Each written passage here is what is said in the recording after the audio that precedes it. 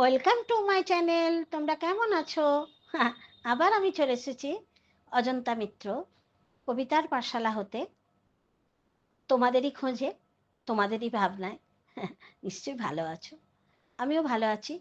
আমি একটু দেরিতে এলাম, অনেকটাই গ্যাপ পড়ে গেছে। নিজে প্রোগ্রাম করার ইচ্ছা জাগলেও কিন্তু সময় কুলোতে পারছি না।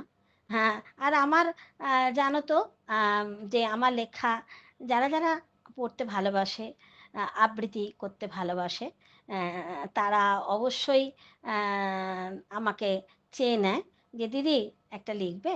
তাই সেই প্রেরণায় আমি উদ্বুদ্ধ হয়ে লিখে ফেলি তখনই।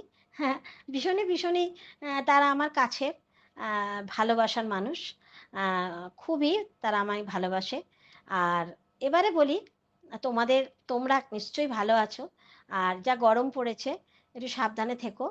আর আমার একটা নতুন লেখা নিয়ে আজ এসেছি। প্রধানত ইচ্ছা জাগলো যে একটু আমি আমার নিজের কণ্ঠে পড়ে শোনাই আমার মনের ভাবনাকে। তা প্রতিবারের মতোই আবারও বলছি যে যারা নতুন আছো তারা অবশ্যই আমার এই চ্যানেলটাকে আপন করে নিও।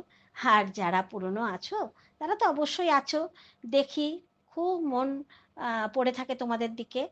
আমি জানি তোমরা আমাকে খুব ভালোবাসো, এবং যখন কোনোভাবে কারোর লাইফে যাই তখন সেই প্রকাশটা বা সেই অনুভবটা আরও আমার মধ্যে জাগে।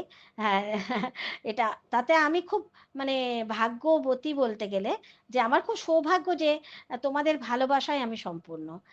চলো, একটা নতুন লেখা কেমন হয়েছে অবশ্যই তোমরা আমাকে জানাবে। এটা হয়তো তোমার আমার সবারই মনের কথা, সবার মনের ভাবনা।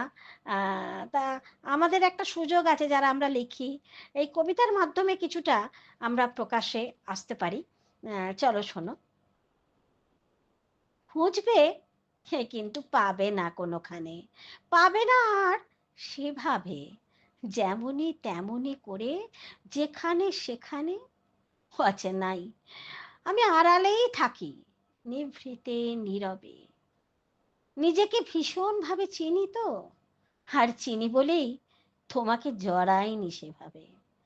জীবন তো থেমে নেই স্রোতের টানে, হ্যাঁ, স্রোতের টানে, বরং গভীরভাবে চিনিয়েছে বাস্তবটাকে।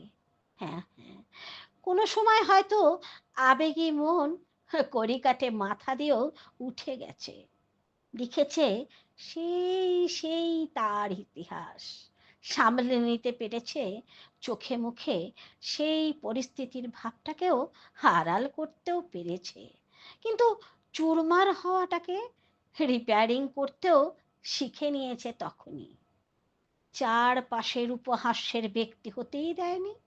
তবে এ চালাকি নহে, এ চালাকি নহে, মনে হয় হিসেবের খাতায় সিঁড়ি ভাঙা অঙ্কের মতো। স্বীকৃতি দেওয়া আর পাওয়া তো সম্পূর্ণ নিজ মানসিকতায়।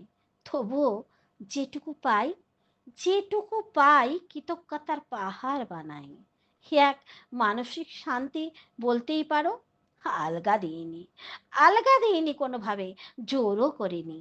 কিন্তু আমার আমিকে বিশ্বাস করে ভালোবাসে বাঁচতে শিখেছি।